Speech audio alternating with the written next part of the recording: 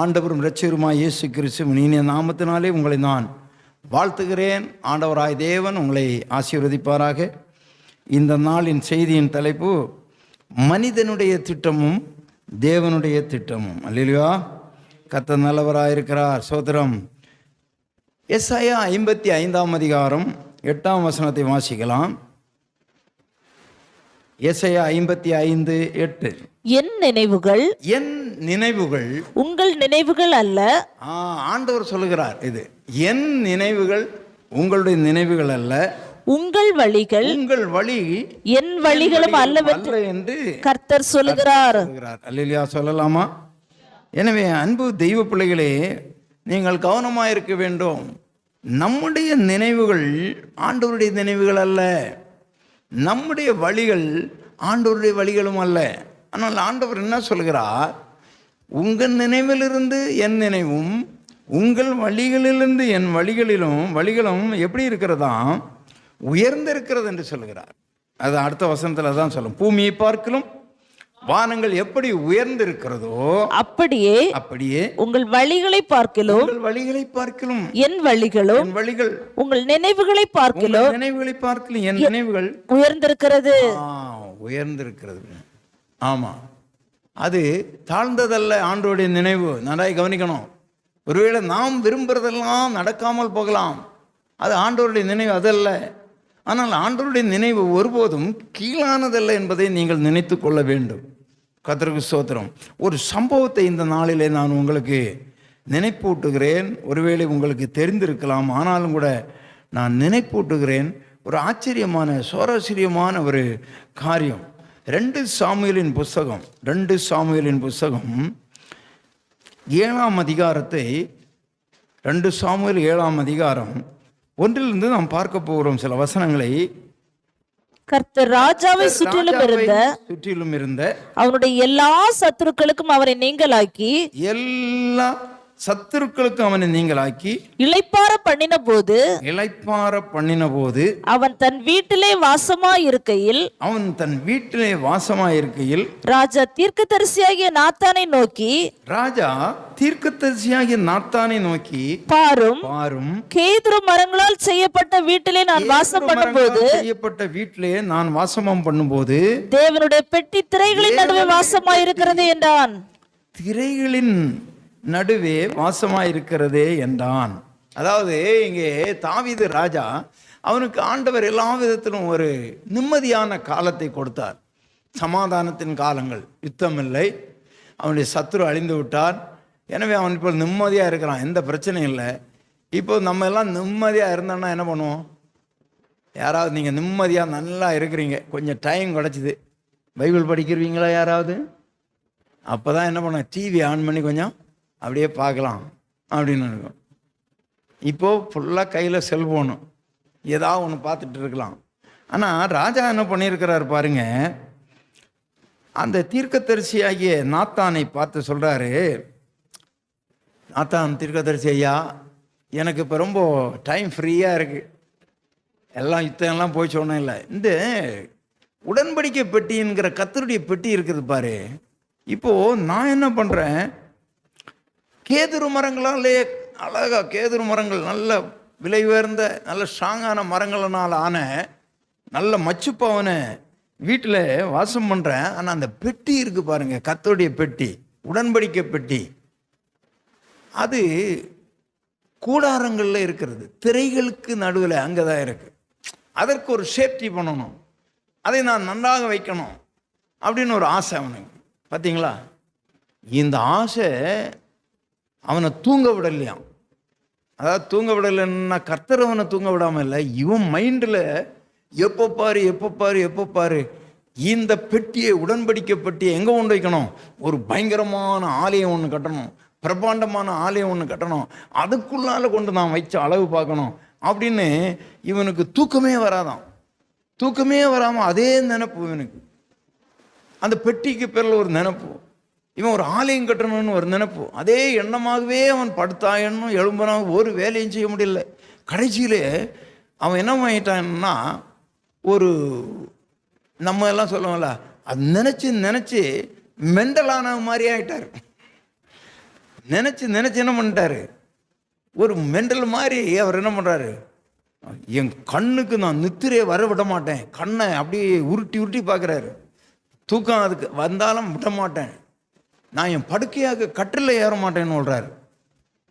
அந்த மாதிரி அவர் ஒரு வெறி ஆயிட்டார். 132ஆம் சங்கீதம் 132ஆம் சங்கீதம் 1 வாசிங்கன்னா அங்கே இருக்கும், கர்த்தாவே தாவீதையும் அவனுடைய சகல உபத்திரவத்தை நினைத்தருளும், தாவீதையும் அவனுடைய சகல உபத்திரவத்தையும் நினைத்தருளும், அவன் நான் கர்த்தருக்கு ஒரு இடத்தையும் கர்த்தருக்கு ஒரு இடத்தையும் யாக்கோபின் வல்லவருக்கு ஒரு வாசஸ்தலத்தையும் காணும் மட்டும், யாக்கோபின் வல்லவருக்கு ஒரு வாசஸ்தலத்தையும் காணும் மட்டும் என் வீடாகிய கூடாரத்தில் பிரவேசிப்பதும் இல்லை. 2ஆம் சங்கீதம் படிக்கிறாங்க, வாசிங்கம்மா. என் வீடாகி கூடாரத்தில் பிரவேசிப்பதும் இல்லை. என்ன அவர் சொல்றாரு, நான் கர்த்தருக்கு, மறுபடி வாசிங்கம்மா, ஒரு இடத்தையும் கர்த்தருக்கு ஒரு இடம் வேணும், யாக்கோபின் வல்லவருக்கு ஒரு வாசஸ்தலத்தை காணும் மட்டும், யாக்கோபின் வல்லவருக்கு ஒரு வாசஸ்தலத்தையும் நான் காணணும்.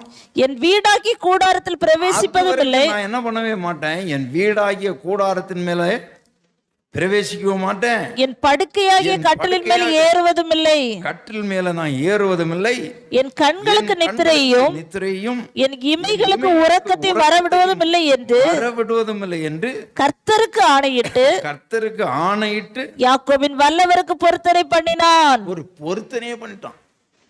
நான் ஒரு ஆலயத்தை கட்டிதான் ஆகணும், அது வரைக்கும் நான் தூங்கவும் மாட்டேன், என் படுக்கையை கட்டில் ஏறவும் மாட்டேன் அப்படின்னு ஒரு வைராக்கியமாக இருக்கிறாரு. அதைத்தான் அங்கே சொல்லப்பட்டிருக்கு, கர்த்தாவே தாவீதையும் அவனுடைய சகல உபத்திரவத்தையும் நினைத்தரலும். வேற எந்த உபத்திரவம் அவனுக்கு இப்போ இல்லை, இப்போ ரொம்ப அவன் சமாதானமாக இருக்கிறான். ஆனால் ஒரே ஒரு உபத்திரவம் என்ன, நான் தேவனுக்கு ஆலயம் கட்டணும், தேவனுக்கு ஆலயம் கட்டணும், தேவனுக்கு ஆலயம் கட்டணும், தேவனுக்கு ஆலயம் கட்டணும். இதுதான். இது நல்ல காரியமா கெட்ட காரியமா? நல்ல காரியம் தானே. ஆனால் கர்த்தருக்கு அது சித்தம் இல்லை. அவனுக்கு பார்வைக்கு என்ன காரியம், நமக்கு பார்வைக்கும் எப்படி இருக்கு, அது நல்ல காரியம்தான். ஆனால் ஆண்டவருக்கு அதுக்கு பிடிக்கல. ஆண்டவர் என்ன சொல்றாரு, இப்போ இந்த தீர்க்கதரிசிகிட்ட தான் இவர் சொல்றாரு. என்ன சொல்றாரு, ஐயா நாத்தான் தீர்க்கதரிசி அவர்களே, நான் அந்த நாத்தான் தீர்க்கதரிசி தான் இவரை கண்டித்து உணர்த்தி இவருக்கு ஆலோசனை சொல்றதெல்லாம் நாத்தான் தீர்க்கதரிசி தான். இப்போ அவர் சொல்றாரு, நாத்தான் தீர்க்கதரிசி இதை கேட்ட உடனே அவர் என்ன சொல்றாரு, இந்த 7ஆம் அதிகாரம் 2 சாமுவேல் 7 என்ன சொல்றாரு, ஐயா இந்த பெட்டி, உடன்படிக்கை பெட்டி ஆனது எங்கே இருக்கிறது, அது திரைகளுக்குள்ளாக காணப்படுகிறது, அது துணியை போட்டு கூடாரம் போட்டு வச்சுட்டு இருக்கிறோம். ஆனால் நான் எங்கே இருக்கிறேன், நல்ல கேதுரு மறந்தான் வீட்டில் இருக்கிறேன். எப்படி ஆகிலும் நான் என்ன பண்ணணும், ஒரு வாசஸ்தலத்தை ஆண்டவருக்காக உண்டாக்கணும் அப்படின்னு. உடனே அவர் என்ன சொன்னார், அப்பொழுது நாத்தான் ராஜாவை நோக்கி, நீர் போய் உம்முடைய இருதயத்தில் உள்ளபடியெல்லாம் செய்யும், கர்த்தர் உம்மோடு இருக்கிறாரே, அதனால நீர் என்ன பண்ணும் செய்யும் அப்படின்னு சொல்றாரு.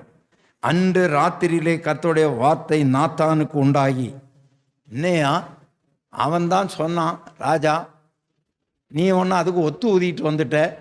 என்ன ஒத்து ஊதிட்டு வந்த? ஆமையா கர்த்தர்னோடு கூட இருக்கிறாரமே, நீர் செய்யணும். கர்த்தர் சித்தம் என்ன, அதன்படி செய்யணும்னு நீ சொன்னியா, கர்த்தருமோடு இருக்கிறாரே, நடத்தும் ஐயா அப்படின்னு. அதுக்கு அவர் என்ன சொல்றாரு, அன்று ராத்திரியிலே கர்த்தருடைய வார்த்தை நாத்தானுக்கு உண்டாய், நீ போய், என் தாசன்தான் அவன், எனக்காக வைராக்கியம் பாராட்டுறான், ஆலயம் கிட்ட. உண்மைதான். இந்த தாவீதை நோக்கி கர்த்தர் சொல்கிறது என்னவென்றால், நான் வாசமா இருக்கத்தக்க ஆலயத்தை நீ எனக்கு கட்டுவாயோ, நீ கட்டுவாயோ? நான் இஸ்ரவேல் புத்திரரை எகிப்திலிருந்து புறப்பட பண்ணின நாள் முதற்கொண்டு இந்நாள் வரையிலும் நான் ஒரு ஆலயத்திலே வாசம் பண்ணாமல் கூடாரத்திலும் வாசஸ்தலத்திலும் உலாவினேனே. நான் இஸ்ரவேலனாகிய என் ஜனத்தை மேய்க்கும்படி கட்டளையிட்ட இஸ்ரவேல் கோத்திரங்களில் ஒரு கோத்திரத்தையாகவே நோக்கி எனக்கு கேதுரு மரத்தால் செய்யப்பட்டதான ஆலயத்தை கட்டாதிருக்கிறது என்ன என்று நான் இஸ்ரவேல் புத்திரர்களுக்குள்ளாக உலாவி வந்த எவ்விடத்திலாவது யாதொரு வார்த்தையாவது நான் சொன்னேனையா? ஆண்டவர்கிட்ட நினைவு எப்படி இருக்கு பார்த்தீங்களா? மனுஷனுடைய நினைவு எப்படி இருக்கு, உங்க நினைவு எப்படி இருக்கு, ஆண்டோடைய நினைவு எப்படி இருக்கு பார்த்தீங்களா? இப்பொழுது நீ என் தாசனாகிய தாவீதை நோக்கி, சேனைகளின் கர்த்தர் சொல்லுகிறது என்னவென்றால், நீ இஸ்ரவேல் என்கிற என் ஜனத்துக்கு அதிபதியாக இருக்கும்படி ஆடுகளின் பின்னே நடந்த உன்னை நான் ஆட்டு மந்தையை விட்டு எடுத்து நீ போனவிடெல்லாம் உன்னோடு இருந்து உன் சத்துருக்களையெல்லாம் உனக்கு முன்பாக நிர்மூலமாக்கி பூமியில் இருக்கிற பெரியோர்களின் நாமத்துக்கு ஒத்த பெரிய நாமத்தை உனக்கு உண்டாக்கினேன். அண்டர்லைன் பண்ணிக்கிடுங்க. ஆண்டவர் சொல்கிறாரு, நீ போன இடமெல்லாம் உன்னை காப்பாற்றினம்பா, நான் ஜெயத்தை கொடுத்தேன். இந்த பூமியில் யார் பெரியவங்க? பார்வோன் ஒரு பெரியவன். பார்வோன் எப்படிப்பட்ட ஒரு பார்வோனாக இருக்கிறான். அடுத்து பார்வோனுடைய நாட்களில் மோசே, அதுக்கு முன்னால் பார்வோனுடைய நாட்களில் இருந்த யோசேப்பு. அப்படிப்பட்ட ஒரு பெரிய நாமத்தை உனக்கு கொடுத்தேன். நீ ஒரு பெரிய நாமம் உனக்கு. இப்போ இஸ்ரவேல் ஜனங்களிலே ஆண்ட அரசர்களிலெல்லாம் நீ ஒரு சிறந்தவனாக உன்னை மாற்றினேன். அப்படிப்பட்ட ஒரு நாமத்தை உனக்கு கொடுத்தேன். நான் என் ஜனமாகிய இஸ்ரவேலருக்கு ஒரு இடத்தை ஏற்படுத்தி அவர்கள் தங்கள் ஸ்தானத்தில் குடியிருக்கவும் இனி அவர்கள் அலையாமலும் முன்போலும் என் ஜனமாகிய இஸ்ரவேலின் மேல் நியாயாதிபதிகளை கட்டளையிட்ட நாள் வரையிலும் நடந்தது போலும் நியாயக்கேட்டின் மக்களால் இனி சிறுமைப்படுத்தாமல் இருக்கும்படி அவர்களை நாட்டினேன். இப்படியெல்லாம் நான் உனக்கு செய்தேன்ப்பா. உன்னுடைய எல்லா சத்துருக்களுக்கும் உன்னை நீங்களாக்கி இளைப்பார பண்ணினேன். இப்போதும் கர்த்தர் சொல்றாரு, இப்போதும் கர்த்தர் என்ன சொல்றாரு? நான் உனக்கு ஒரு வீட்டை உண்டு, கர்த்தர் உனக்கு ஒரு வீட்டை உண்டு பண்ணுவார் என்பதை கர்த்தர் உனக்கு அறிவிக்கிறார். எப்படி இருக்கு பாருங்க. நீ ஆலயத்தை கட்டணும்னு நினச்சிக்கிற, இல்லை இல்லை உனக்கு ஒரு வீட்டை நீ கட்டு. இது எப்படி இருக்கு பார்த்தீங்க? ஆண்டவர் உனக்கு ஒரு வீட்டை கட்டு அப்படின்னு. இப்போ ஆண்டவர் சொல்லுவார் அவனை பார்த்து. இப்போ அவன் அப்புறம் என்ன சொல்லுவான் தெரியுமா? அதுக்கு 26ஆம் வசனம், அப்படியே ஜேனேலின் கர்த்தர் இஸ்ரவேல் மேல் தேவனாவன் என்று சொல்லி உம்முடைய நாமம் என்றென்றைக்கும் மகிமைப்படுவதாக உமது அடியானாகிய தாவீதின் வீடு உமக்கு முன்பாக நிலைப்பதாக உனக்கு வீடு கட்டுவேன் என்று இஸ்ரவேல் தேவனாகிய சேனையில் கர்த்தராயிருக்கிற நீர் உமது அடியானின் செவிக்கு வெளிப்படுத்தின ஆகையால் உம்மை நோக்கி இந்த விண்ணப்பம் செய்ய உமக்கு அடியானுக்கு மன தைரியம் கிடைத்தது. இப்பொழுது உம்முடைய கர்த்தராகிய ஆண்டவரே நீரே தேவன், உம்முடைய வார்த்தைகள் சத்தியம். நீர் உம்முடைய அடியானுக்கு இந்த நல் விசேஷத்தை வாக்கு பண்ணினீர். இப்பொழுதும் உம்முடைய அடியானின் வீடு என்னென்றைக்கு உமக்கு முன்பாக இருக்கும்படி அதை நீர் ஆசீர்வதித்தருளும். கர்த்தராகிய ஆண்டவராகிய தேவரீர் அதை சொன்னீர். உம்முடைய ஆசீர்வாதத்தினாலே உமது அடியானுடைய வீடு என்றைக்கும் ஆசீர்வதிக்கப்பட்டிருப்பதாகன்னு சொல்லி அங்கே முடித்தார். நன்றாய் கவனிக்கணும். இப்போ ஆண்டவர் என்ன சொன்னார் அப்படின்னு சொன்னால்,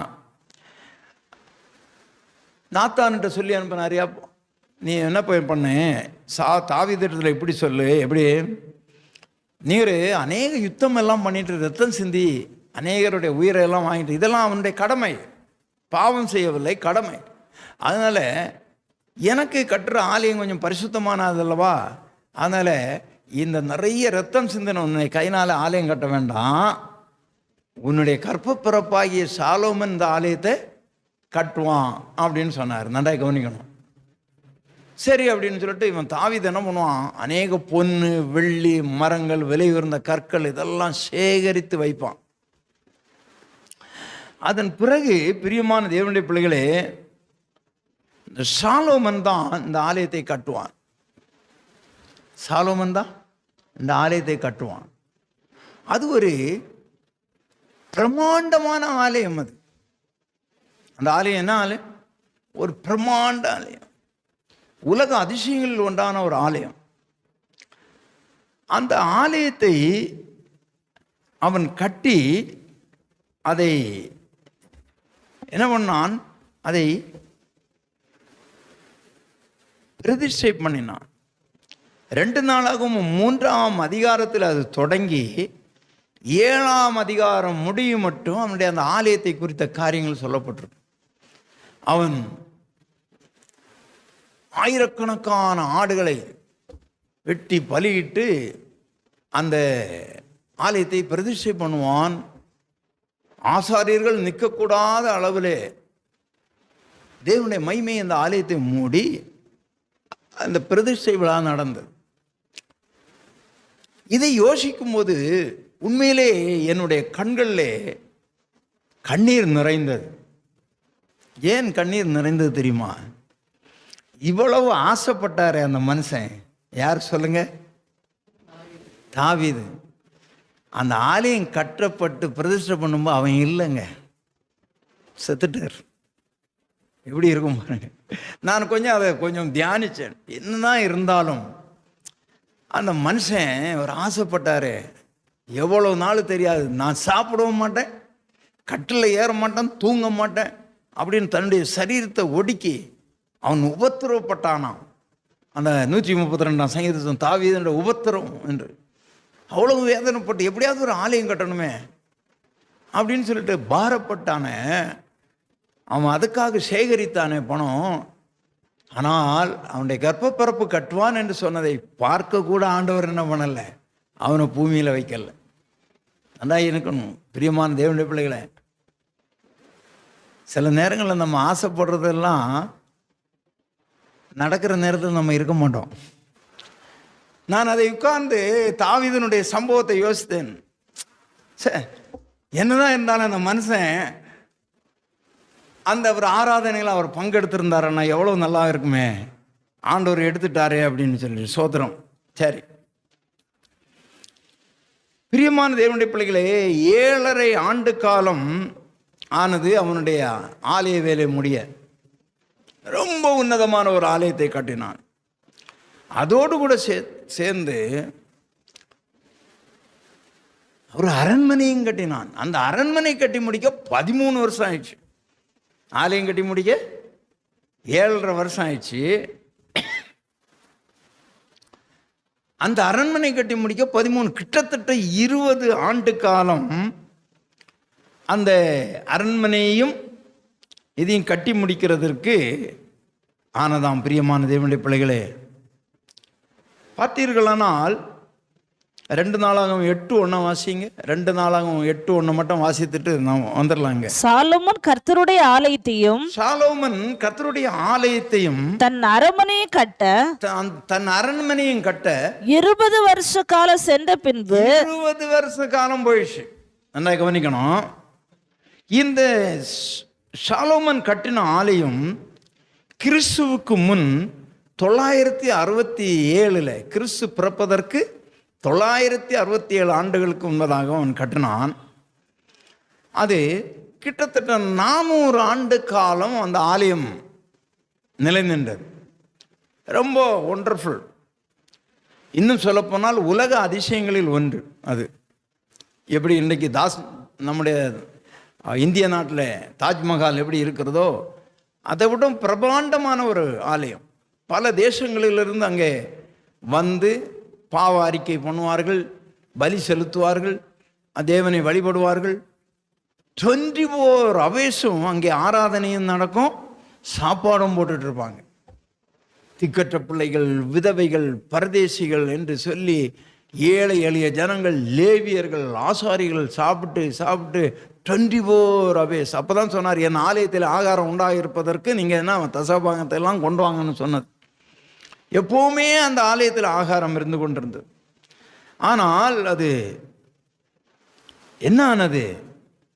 400 ஆண்டு நின்ற பிறகு அந்த ஆலயத்திலே தேவனுக்கு பிரியமில்லாத காரியங்கள் அங்கே நடந்தது. பிரியமான தேவனுடைய பிள்ளைகளை, தேவனுக்கு பிரியமில்லாத அது பின்னால் பார்க்கலாம். கிறிஸ்துவுக்கு முன் நன்றாய் கவனிக்க வேண்டும். கிறிஸ்துவுக்கு முன் 587 அது இடிக்கப்பட்டு போயிட்டு. பாபிலோனியர்கள் வந்து, நேபுகாத் நேச்சார் வந்து அதை சூறையாடி கொண்டு போய்விட்டான்.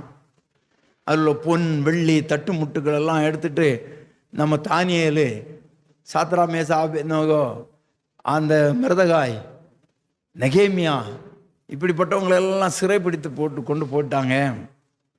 இப்போ 2வது ஒரு நேபுகாத் நேச்சார், 2ஆம் நேபுகாத் நேச்சார் ஒருவன் வந்து முற்றுமாய் அதை சின்னபின்னமாக அதை சீரழித்து கொண்டு விட்டான். அது முற்றுமாய் அல்ல, அது ஓரளவு சிதைந்து போனது, அதனுடைய மகிமை இல்லாமல் எல்லாம் போய்விட்டது. அதன் பிறகு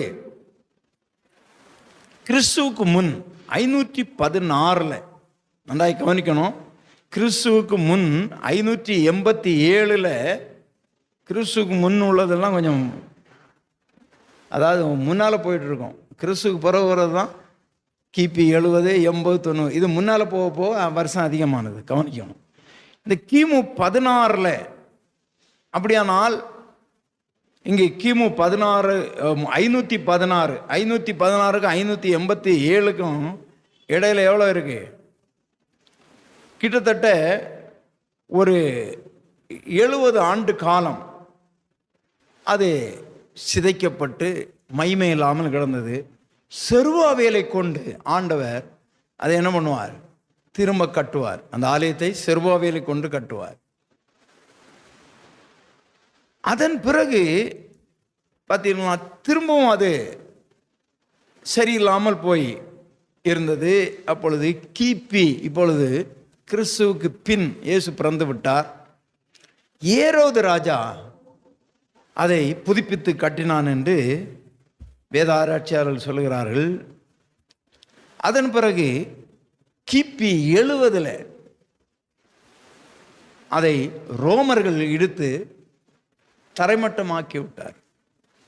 இப்பொழுது அதில் நமக்கு தெரிந்தபடி அங்கே ஒரு மசூதி கட்டப்பட்டிருக்கிறது. இப்படி அந்த தேவனுடைய ஆலயமானது இடிக்கப்பட்டது. இதற்கு முன்பதாக இயேசு கிறிஸ்து வாழ்ந்த காலத்திலே இப்போ பார்த்தீங்கன்னா கிபி 70 தான் ரோமர்கள் அதை இடித்து போட்டாங்க. கிபி 18 ஏரோது புதுப்பித்து கட்டுறாரு. அங்கே கட்டும்போது தான் கட்டி அங்கே திரும்பவும் பலி எல்லாம் ஆனும்போது தான் இயேசு கிறிஸ்துவனுடைய நாட்களில் அதை வியாபார கூட ஆக்கிட்டாங்க. அநியாயமான வியாபாரங்கள் இதெல்லாம். இது வரும்போது ஆண்டவர் என்ன பண்ணிட்டார்? அதை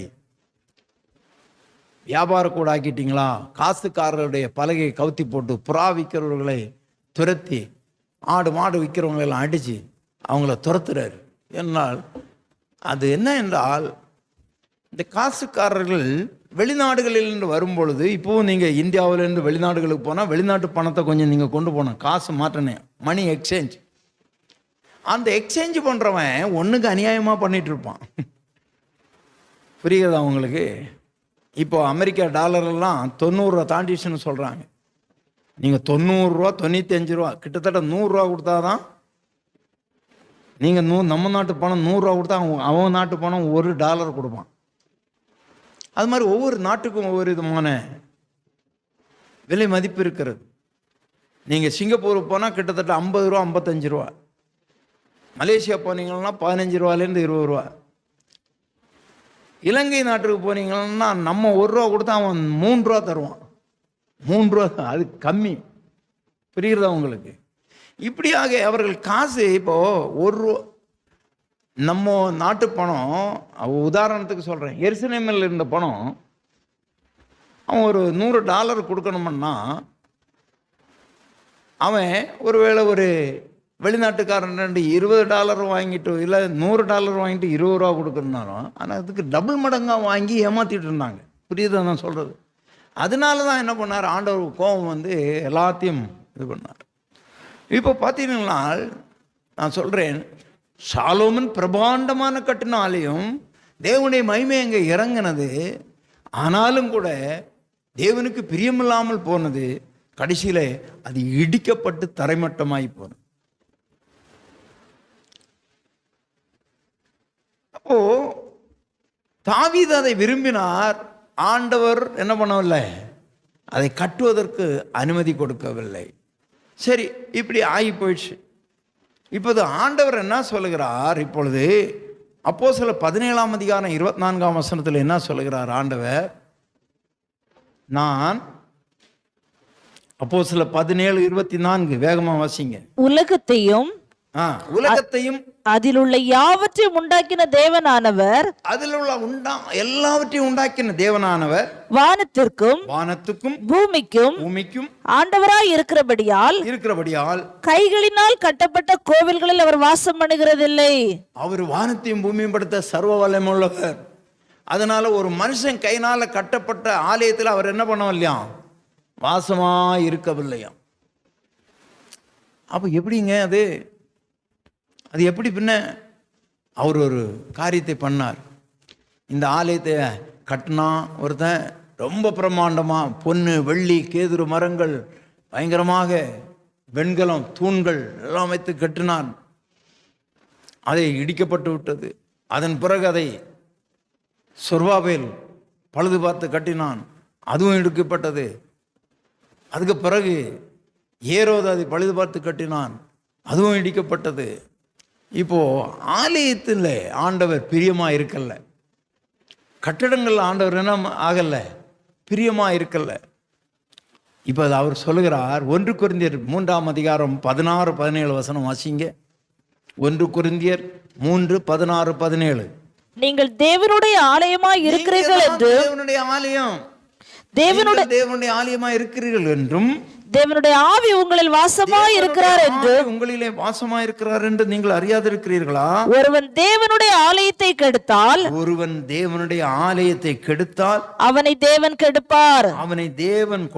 கெடுப்பார். தேவனுடைய ஆலயம் பரிசுத்தமாய் இருக்கிறது. ஆலயம் எப்படி இருக்கிறதாம்? பரிசுத்தமா இருக்கிறது. நீங்களே அந்த ஆலயம். சொல்லலாமா? நீங்க தான் தேவனுடைய ஆலயம். இதுல தேவன் பிரியமா இருக்கிறார். இதுல தேவன் ஆண்டவர் பிரியமா இருக்கிறார். ஏன்னா நீங்க தான் அவருடைய ஆலயம். ஒரு ஆலயத்தை கைகளினால் கட்டுற ஆலயத்துக்காக வைராக்கியம் பாராட்டி அவன் தூங்காமல் உறங்காமல் போராடினானே, அதுல எல்லாம் ஆண்டவர் பிரியமா இருக்கவில்லை. அவனை பார்த்து சொன்னார், நீ நிம்மதியா படுத்து தூங்கு, நீ கட்ட மாட்ட, நீ கட்டக்கூடாது, உன் பையன் கட்டுவான், கட்டிக்கிடட்டும். ஆனால் அந்த ஆலயம் என்ன நிலை நிற்கல. நன்றாய் கவனிக்கணும். இன்றைக்கு ஆலயங்கள் கட்டுறார்கள். ஒவ்வொரு ஆலயங்களையும் போய் பாருங்க. உங்க மொத்த சொத்தை வித்தா கூட அந்த மணி மண்டபத்தை உங்களால் கட்ட முடியாது. கோடிக்கணக்கில் மணி கட்டுறாங்க. வேதம் என்ன சொல்லுகிறது? கைகள்னாலே கட்டின ஆலயத்தில் தேவன் என்னவா இருக்கலையா? வாசமா இருக்கல. அதை விடவும் எங்க வாசமா இருக்கிறாராம்? உங்க மேல ஆசை வாஞ்சியாகவும் பிரியமாகவும் இருக்கிறாராம். நீங்க தான் இப்போ யாருக்கு ஆலயம்? நீங்களும் நானும் தான் தேவனுக்கு ஆலயம். தேவன் குடியிருக்கிற கோயில் யாரு? நம்ம இருதயத்தை தான் அவர் விரும்பி இருக்கிறார். நம்மோடு அவர் வாசம் பண்ண விரும்புகிறார். நாம் தேவனுடைய ஆலயமாக இருக்க விரும்புகிறார். இப்போ யோசித்து பாருங்க, நீங்க எப்படி விலையேற பெற்றவர்கள் என்று சொல்லி யோசித்து பாருங்க. நீங்க எவ்வளவு விலையேற பெற்றவர்கள். இப்போ ஆண்டவராகிய தேவன் வெளிப்படுத்தின விசேஷத்துக்கு வாங்க. 21ஆம் அதிகாரத்தில் பார்த்தீங்கன்னா 1ஆம் வசனத்தில் வாசிங்க. இதோ பின்பு நான் புதிய வானத்தையும் புதிய பூமியும் கண்டேன். முந்தின வானமும் முந்தின பூமியும் ஒளிந்து போயினது. சமுத்திரம் இல்லாமற் போயிட்டு, கடல் கூட இல்லாம போயிச்சான். யோவானாகிய நான் புதிய எருசலேமாகிய பரிசுத்த நகரத்தை தேவனிடத்திலிருந்து பரலோகத்திலிருந்து இறங்கி வர கண்டே. அது தன் புருஷனுக்காக அலங்கரிக்கப்பட்ட மணவாட்டியை போல ஆயத்தமாக்கப்பட்டு இருந்தது. அது அழகாக இருங்குதாம். ஆமா, அதான் நம்ம பாடுவோம். என்ன பாடுவோம்? பரம எருசலேமே பரலோகம் விட்டு இறங்குதே, அலங்கார மணவாட்டியாய் அழகாக ஜொலித்திடுதேன்னு சொல்லிட்டு அழகா நம்ம பாடுவோம் அல்லவா? அதான் 2ஆம் வசனத்துல இருக்குது. வாசிங்க. யோவானாகிய நான் புதிய எருசலேமாகிய பரிசுத்த நகரத்தை தேவனிடத்தினின்று பரலோகத்தை விட்டு இறங்கி வர கண்டேன். அது தன் புருஷனுக்காக அலங்கரிக்கப்பட்ட, அது ஒரு புருஷனுக்காக அலங்கரிக்கப்பட்டதானே மணவாட்டியை போல ஆயத்தமாக்கப்பட்டிருந்தது. மணவாட்டியை போல ஆயத்தமாக்கப்பட்டிருந்தது. மேலும் அதுக்கு பாத்தீங்கன்னா 11ஆம் வசனம் வாசிங்க. அதன் பிரகாசம் மிகவும் அதனுடைய பிரகாசம் மிகவும் விலையுயர்ந்த ரத்தின கல்லை போலவும் ரத்தினக்கல்லை போலவும் பளிங்கு நொலிக்கு உள்ள வஜ்ரக்கல்லை போலவும் இருந்தது. அது பெரிதும் உயரமுமான மதிலும், கிழக்கே 3 வாசல்கள், வடக்கே 3 வாசல், தெற்கே 3 வாசல்கள், மேற்கே ஆக 12 வாசல்கள். அந்த 12 வாசல்களிலே 12 தூதர்கள் இருந்தார்கள். அந்த வாசலின் மேல் இஸ்ரவேலின் 12 கோத்திரத்தாருடைய நாமங்கள் எழுதப்பட்டிருக்கிறது அப்படின்னு சொல்லிட்டு வரும்பொழுது அவர் என்ன சொல்லுகிறார்? 18ஆம் வசனம், அதன் மதில் வச்சிரக்கல்லால் கட்டப்பட்டிருந்தது, கட்டப்பட்டிருக்கிறது. நகரம் தெளிந்த பளிங்குக்கு ஒப்பான சுத்த பொன்னா இருந்தது. நகரத்து மதில்களின் அஸ்திபாரங்கள் சகலவித ரத்தினங்களினாலும் அலங்கரிக்கப்பட்டிருந்தன. முதலாம் அஸ்திபாரம் வச்சிரக்கல், இரண்டாவது இந்திரநிலம், மூன்றாவது சந்திரகாந்தம், நான்காவது மரகதம், ஐந்தாவது கோமேதகம். இதெல்லாம் நீங்க நினைச்சா கூட பார்க்க முடியாது. அவ்வளவு விலை உயர்ந்த கற்களினாலே ஆண்டவர் புதிய எருசலேமை வானத்திலிருந்து இறங்கி வர கண்டாராம். அங்க யாரு பார்த்ததான்? யோவான் பார்த்திருக்கிற தரிசனத்தில். இப்போ அது பரலோகத்துக்கு ஒத்த நிழலாட்டமான ஒரு காரியத்தை அவங்க பார்த்தார். பரலோகம் எப்படி இருக்குமோ அப்படி இருக்குது அது. நான் எதுக்கு இதெல்லாம் எடுத்து காட்டுறேன் அப்படின்னு சொன்னா, அங்கே 12 விதமான கற்கள் இருக்கு. கோமேதகம், பதுமராகம், சுவர்ண ரத்தினம், படிகப்பச்சை, புஷ்பராகம், வைடூரியம், சுநீரம், சுகந்தி. பேர் தான் வைக்க முடியும், சுகந்தி அது இதுன்னு. ஆனால் இதெல்லாம் பார்க்கவே முடியாது, அவ்வளவு விலையேறப்பட்டது. நன்றாய் கவனிக்கணும். 12 வாசல்களும் 12 முத்துக்களாக இருந்ததாம். அடுத்தது என்ன சொல்றாரு? ஒவ்வொரு வாசலும் ஒவ்வொரு முத்தா இருந்தது. நகரத்தின் வீதி, ரோடு இருக்கு பாருங்க, ரோடு தெளிவுள்ள பளிங்கு போல சுத்த பொன்னா இருந்ததாம். அதான் நம்ம சொல்லுவோம்ல, பரலோகத்தில் ரோடு எதில் போட்டிருக்கிறாங்களா? பொன்னில் போட்டிருக்கிறாங்களா. 1 லட்சத்தை தாண்டி போயிடுச்சு. இப்போ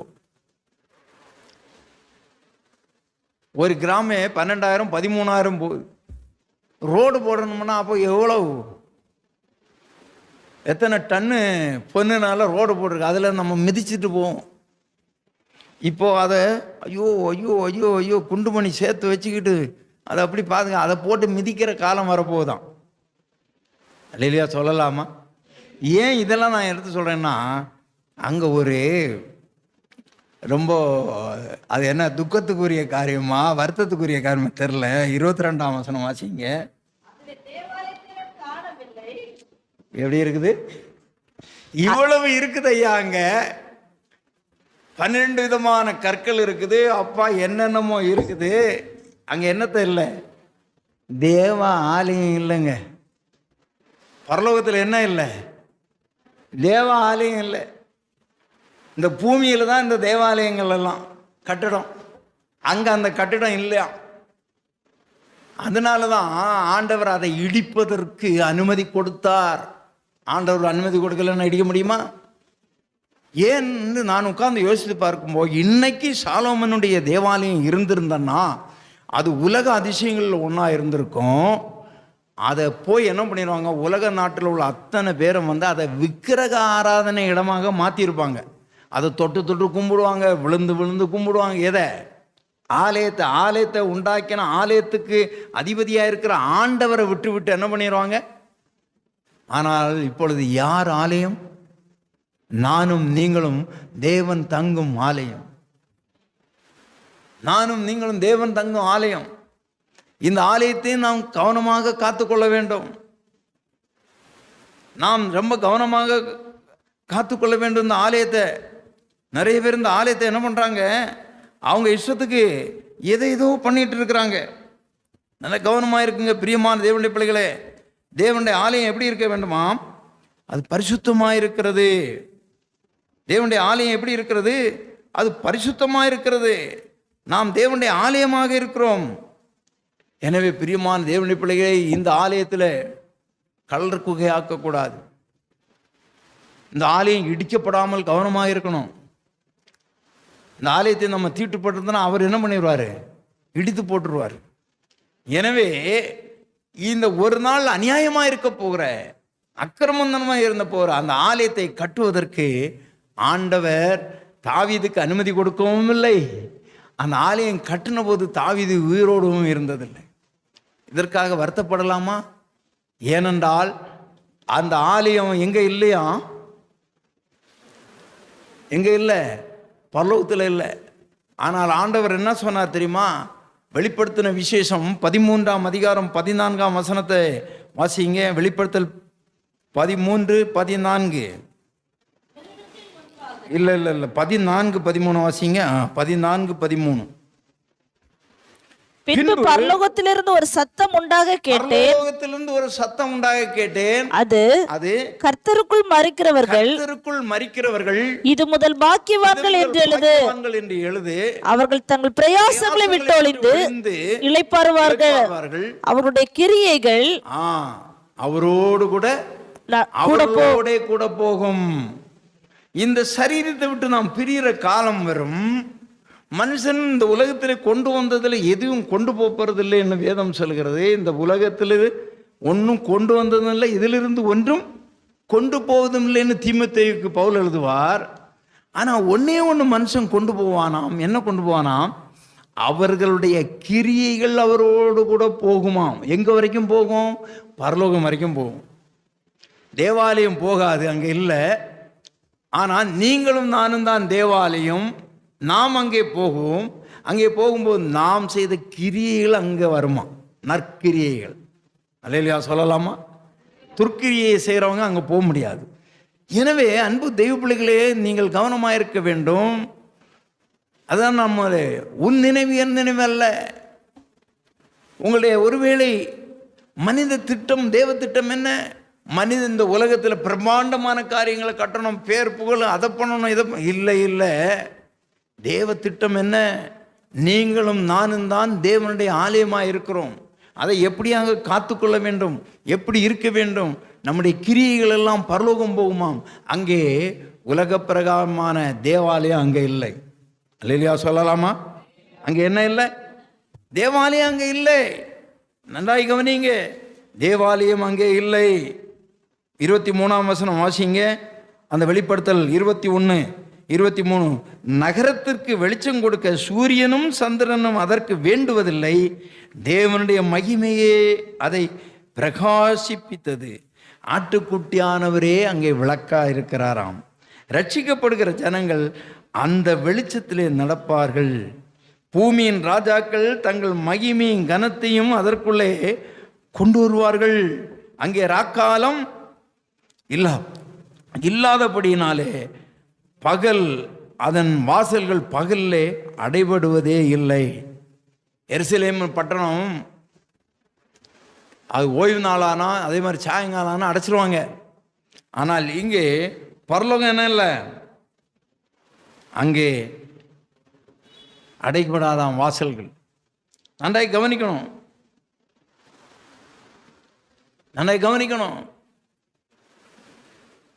இப்போ அந்த பூமியின் ராஜாக்கள் யாரு? நீங்க தான் ராஜாக்கள், நீங்க தான் ஆசாரியர்கள். அதுதான் பேதுருவுக்கு எழுதுவார். நீங்கள் ஆசாரிய கூட்டம். வெளிப்படுத்தல் 1:6 அவர் எழுதுவார். என்ன எழுதுவார்? தேவன் நம்ம என்ன பண்ணாராம்? நம்மிடத்தில் அன்பு கூர்ந்து தம்முடைய இரத்தத்தினால் நம்மை பாவமர கழுவி நம்முடைய பிதாவாகிய தேவனுக்கு முன்பாக நம்மை ராஜாக்களும் ஆசாரியர்களும் ஆக்கி இருக்கிறார். மகிமையும் வல்லமையும் என்றைக்கும் அங்கே உண்டாயதாக இந்த கனத்தையும் மகிமையும் தான் அங்கே கொண்டு போவாங்க. அல்லேலூயா சொல்லலாமா?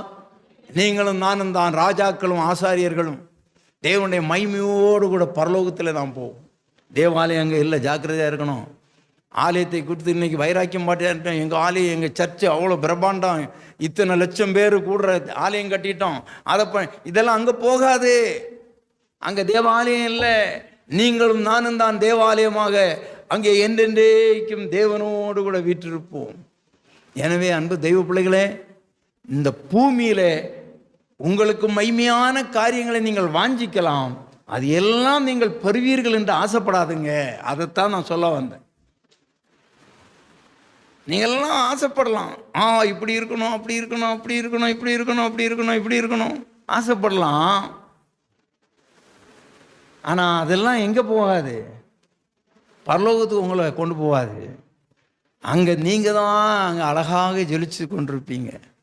அதனால் நான் எப்படி ஆகிலும் இந்த பூலோகத்தில் எதை அடைகிறனோ எதை அடையவில்லையோ, என் விருப்பம் நிறைவேறுமா நிறைவேறாது ரெண்டாவது.